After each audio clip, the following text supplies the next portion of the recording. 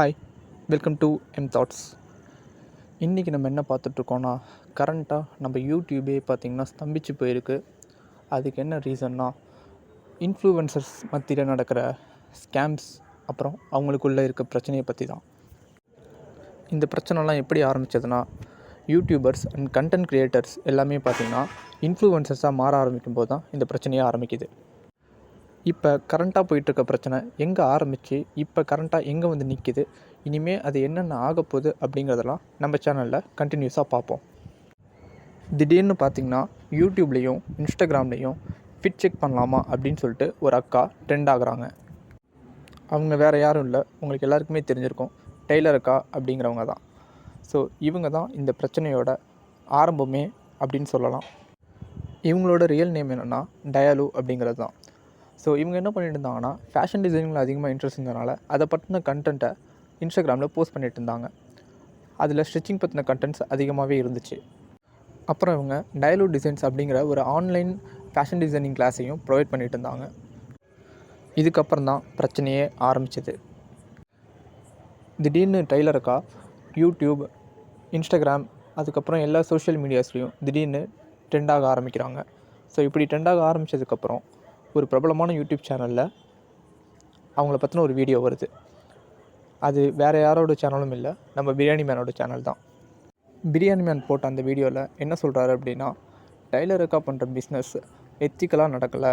So இதில் நிறைய problems இருக்குது, அதெல்லாம் ரூல்ஸ் அண்ட் ரெகுலேஷன்ஸ் அவங்க ஃபாலோ பண்ணாமல் பண்ணிகிட்ருக்காங்க அப்படிங்கிற மாதிரி ஒரு வீடியோவை போடுறாரு. போட்டதுனால டெய்லர் அக்காவோட ஃபேன்ஸும் அதுக்கப்புறம் பிரியாணி மேன்ஸோட ஃபேன்ஸும் நிறைய பேர் சண்டை போட ஆரம்பித்தாங்க. இது சோஷியல் மீடியாவில் பயங்கரமாக ட்ரெண்டாக ஆரம்பித்தது. பிரியாணி மேன் இந்த வீடியோ மட்டும் போடல, அவர் இன்னொரு வீடியோவும் போட்டிருக்காரு. அது என்னென்னா, இர்ஃபான் வியூ, அதாவது ஃபேமஸான ஃபுட் பிளாகரான இர்ஃபான் வியூ பார்த்திங்கன்னா ஒரு ஆக்சிடெண்ட் பண்ணிவிட்டு அதை கண்டுக்காமல் எஸ்கேப் ஆகிட்டாருனும், அவர் சட்டத்துலேருந்து தப்பிச்சிட்டாருனும் ஒரு வீடியோவில் சொல்லியிருப்பார். இதுக்கு இர்ஃபான் வியூ பதிலுக்கு அவரும் ஒரு ரிப்ளை வீடியோ போட்டார். ஸோ இந்த விஷயமும் பயங்கரமாக ட்ரெண்ட் ஆகிட்டு இருந்தது. அதுக்கப்புறம் 2 பேரும் காம்ப்ரமைஸ் ஆனாங்களா இல்லை என்ன நடந்துச்சுன்னே தெரில. 2 பேரும் அவங்கவுங்க பேஜ்லேருந்து அந்தந்த வீடியோஸை டெலீட் பண்ணிட்டாங்க. இப்படி ஒரு பிரச்சனை போயிட்டுருக்கப்ப திடீர்னு இன்னொருத்தர் உள்ளே வராரு. அது யாருன்னா நம்ம A2D நந்தா தான். இவர் ஒரு டெக் சேனல் வச்சு ரன் பண்ணிகிட்ருக்காரு.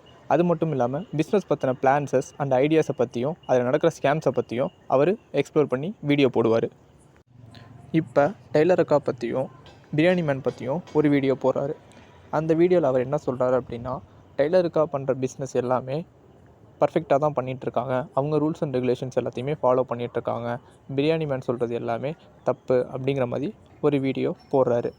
ஸோ அதுக்கப்புறம் தான் அவருக்கு ஒரு பிரச்சனை ஆரம்பிக்க போகுது அப்படிங்கிறது தெரிய வருது. அது என்ன பிரச்சனைனா, திடீர்னு ஜேசன் சாமுவேல் அப்படிங்கிறவர் எங்கேருந்தோ வந்து ஒரு வீடியோவை போடுறாரு. அவர் ஆல்ரெடி போட்ட ஒரு வீடியோவே பயங்கரமாக பேசப்பட்டிருக்கு. அது என்னென்னா, கோபி சுதாகர் ஃபண்ட் ரைஸ் பண்ணி படம் பண்ணுறதா சொல்லிட்டு இருந்தாங்க. ஸோ அதை பற்றின ஒரு ஸ்கேம் வீடியோவோ போட்டார். அது பயங்கரமாக ட்ரெண்ட் ஆணுச்சு. அவங்கள ட்ரோல் பண்ணுற மாதிரி கோபி சுதாகர் நிறைய வீடியோஸும் போட்டிருக்காங்க. இதுக்கு மத்தியில் திடீர்னு A2D பண்ணுற பிஸ்னஸில் ஒரு ஸ்கேம் நடக்குது அப்படின்னு சொல்லி ஒரு வீடியோவை போடுறாரு. அது என்ன ஸ்கேம்னா, A2D பிசி மட்டும் பில் பண்ணி தராமல் சீரியல் கீயும் சேல்ஸ் பண்ணிகிட்டு இருந்தார். ஸோ அந்த சீரியல் கீயில் தான் ப்ராப்ளமே நடந்துச்சு. ஸோ அவங்க சேல் பண்ணுற அந்த சீரியல் கீ ப்ராப்பரான சீரியல் கீ இல்லை அப்படின்னு சொல்லி ப்ரூஃபோட ஜேசன் சாமுவேல் எக்ஸ்ப்ளோர் பண்ணியிருப்பார். ஸோ அதை A2D நந்தாவே கன்ஃபார்ம் பண்ணுற மாதிரி ஒரு வீடியோவும் போட்டு அதில் ஆனால் அவர் பண்ணது ஸ்கேம் இல்லை, இது ஒரு ப்ராப்பரான பிஸ்னஸ் தான் அப்படிங்கிற மாதிரியும் அதையும் தெளிவாக கன்வே பண்ணியிருப்பார். இந்த பிரச்சனைனால A2Dக்கு இருந்த நேம் ஸ்பாயில் ஆகிடுச்சு. அதனால் அவர் அந்த சீரியல் கீ சேல்ஸ் பண்ணுற பிஸ்னஸையே ஸ்டாப் பண்ணிவிட்டு அவரோட PC building and content creation இதையே மறுபடியும் ஃபாலோ பண்ண வைக்கிறாரு. இதோடு இந்த பிரச்சனை முடியலை. இதுக்கப்புறமும் மறுபடியும் இந்த பிரச்சனை ஆரம்பிக்குது. இப்போ இந்த பிரச்சனைக்குள்ளே இன்னொருத்தவங்க உள்ளே வராங்க. அவங்க யாரும் இல்லை, சித் ஃப்ரீக்வன்சி தான். ஸோ இவங்க ஆல்ரெடி பார்த்திங்கன்னா டயலு டிசைன்ஸையும் டயலுவோட அம்மாவையும் அடி நடிச்சிருக்காங்க. ஸோ A2D டயலு டிசைன்ஸ்க்கு சப்போர்ட் பண்ணி பேசுகிறதுனால அவங்களும் A2D பண்ணுறத தப்பு அப்படின்னு சொல்லி ஒரு வீடியோவை போட்டிருக்காங்க. இதுக்கப்புறம் A2D நந்தாக்கும் சித்துக்கும் இருக்கிற பிரச்சனை சோஷியல் மீடியா ஃபுல்லாக பரவுது. சரி, இதோடு இந்த பிரச்சனை முடியுது அப்படின்னு பார்த்தா இந்த பிரச்சனை முடியவே இல்லை. இதில் ஒரு விஷயம் மட்டும் நமக்கு புரியவே இல்லை. ப்ராப்ளம் இருக்கிறது ஒருத்தவங்களுக்கும் இன்னொருத்தவங்களுக்கும். ஆனால் சம்மந்தம் இல்லாமல் 3வது ஒரு ஆள் வந்து அந்த பிரச்சனையை எப்படி ஃபேஸ் பண்ணுறாங்க அப்படிங்கிறது தான் தெரியலை. ஸோ அவங்க ஏன் இதுக்குள்ளே வராங்கங்கிறதும் இப்போ வரைக்கும் புரியலை. இந்த பிரச்சனை ஆரம்பித்தது டயலு விசஸ் பிரியாணி மேன். ஆனால் இப்போ எப்படி வந்து நிற்கிது அப்படின்னா சித் அப்புறம் ஜேசன் சாம்பல் விசஸ் A2D அப்படிங்கிற மாதிரி தான் வந்து நிற்கிது.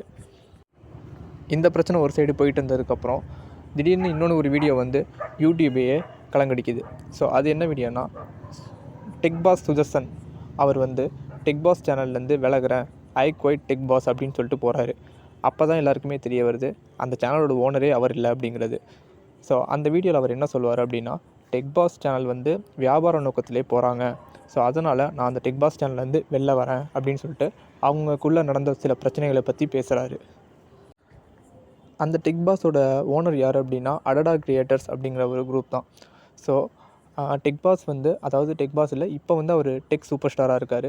டெக் சூப்பர் ஸ்டாரான சுதர்ஷன் என்ன பண்ணுறாரு அப்படின்னா அடடா கிரியேட்டர்ஸோட நடந்த பிரச்சனையை தெளிவாக சொல்கிறாரு.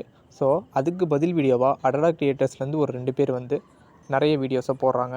இப்படி 2 பேரும் மாற்றி மாற்றி ஒரு ப்ளே ஸ்டேஷனை வச்சுக்கிட்டு, ஒரு கட்டப்பையை வச்சுக்கிட்டு, ஒரு ப்ராப்ளத்தை எக்ஸ்ப்ளோர் பண்ணிக்கிட்டே வீடியோஸ் மாற்றி மாற்றி போட்டுட்ருக்காங்க. இவங்க 2 பேருக்குள்ளேயும் பிரச்சனை இப்படி போயிட்டுருக்கப்ப, அப்போ அதே நான் முன்னாடி சொன்ன மாதிரி ஒருத்தவங்க உள்ளே வராங்க. அவங்க யாருன்னா வேறு யாரும் இல்லை, நம்ம சித் ஃப்ரீக்வன்சி அப்படிங்கிற லாயர் அக்கா தான். நான் ஏற்கனவே சொன்ன மாதிரி ஏன் இவங்க இந்த பிரச்சனைக்குள்ளே வராங்கங்கிறது சுத்தமாக எனக்கு தெரியலை. அதே மாதிரி அந்த அடடா கிரியேட்டர்ஸ் இவங்களை கூப்பிட்டாங்களா, இல்லை அவங்களா இந்த பிரச்சனைக்குள்ளே இன்டர்ஃபியர் ஆனாங்களா அப்படிங்கிறது இப்போ வரைக்கும் எனக்கு தெரில. பட் ஆனால் அவங்க வீடியோவை பார்த்தா தெளிவாக இன்னும் தெரியும்னு நினைக்கிறேன். நான் இன்னும் அந்த வீடியோ ஃபுல்லாக பார்க்கல. ஸோ அந்த வீடியோவை நீங்கள் அவங்க சேனலில் போய் பார்த்தீங்கன்னா தெரியும். ஸோ அவங்க போட்ட வீடியோவில் எல்லாமே பார்த்திங்கன்னா சுதர்ஷனுக்கு எதிராக தான் இருக்குது. ஸோ எல்லாருமே என்ன சொல்கிறாங்க அப்படின்னா, சுதர்சன் வந்து தப்பானவன், ஸோ அவன் வந்து ஆக்டர், இன்ஃப்ளூயன்சர் கிடையாது, அவன் நடிக்கிறான் அப்படிங்கிற மாதிரி சொல்ல ஆரம்பிக்கிறாங்க. ஸோ இது வந்து யூடியூப்பில் இப்போ டெக் சேனல்ஸ் மேலே உள்ள ஒரு நம்பிக்கையும், இன்ஃப்ளூயன்ஸ் மேலே உள்ள நம்பிக்கையுமே கெடுக்குது. இதனால் என்ன நடக்கும்னு பார்த்திங்கன்னா, மக்கள் யாரும் டெக் சேனல்ஸை நம்பவே மாட்டாங்க. இன்ஃப்ளூயன்சர்ஸ் மத்தியில் இருக்க மரியாதை கொஞ்சம் கொஞ்சமாக கம்மியாக ஆரம்பிக்குதுன்னு தான் நான் நினைக்கிறேன். இப்போ என்னென்னா, டெக் சூப்பர் ஸ்டாரான சுதர்சன் அதுக்கு ரிப்ளை வீடியோ போடுவாரா போட மாட்டாங்களா அப்படிங்கிற மாதிரி ஒரு எதிர்பார்ப்போடு தான் எல்லாமே இருக்காங்க. பட் அவங்க சேனலில் இன்னும் அதை பற்றின எந்த ஒரு வீடியோவும் ஸ்டில் வரல. இப்போ இருக்க சுச்சுவேஷனில் யூடியூப் வந்து ஒரு என்டர்டெயின்மெண்ட் பிளாட்ஃபார்மாக மட்டும் இல்லாமல் வியாபாரத்துக்கான பெரிய ஒரு பிளாட்ஃபார்மாகவும் இருக்குது. ஸோ என்றைக்கு வந்து யூடியூபர், கண்டென்ட் க்ரியேட்டர் எல்லாமே வந்து இன்ஃப்ளூயன்சர்ஸாக மாற ஆரம்பித்தாங்களோ அப்போலேருந்து இந்த பிரச்சனை ஆரம்பிச்சிருச்சு. ஒரு யூடியூபருக்கும் இன்னொன்று யூடியூபருக்கும் ப்ராப்ளம் நடக்குது. அதை 3வதாக இன்னொருத்தவங்க வந்து சால்வ் பண்ண ட்ரை பண்ணுறாங்களா, இல்லை அதை பெருசாக்க ட்ரை பண்ணுறாங்களான்னு இப்போ வரைக்கும் தெரியலை. ஸோ அவங்களா வந்து இதை பண்ணுறாங்களா, இல்லை யாரோட தூண்டுதல் மூலியமாக வந்து பண்ணுறாங்களாங்கிறதும் இப்போ வரைக்கும் தெரியலை. ஸோ இந்த மாதிரி இன்ட்ரெஸ்டிங்கான கண்டென்ட்ஸ் எல்லாமே நீங்கள் தெரிஞ்சுக்கணும் அப்படின்னா எம் தாட்ஸ் சேனலை சப்ஸ்கிரைப் பண்ணுங்கள். அண்ட் உங்களோட தாட் என்னங்கிறத கமெண்ட் பண்ணுங்கள். தேங்க்யூ.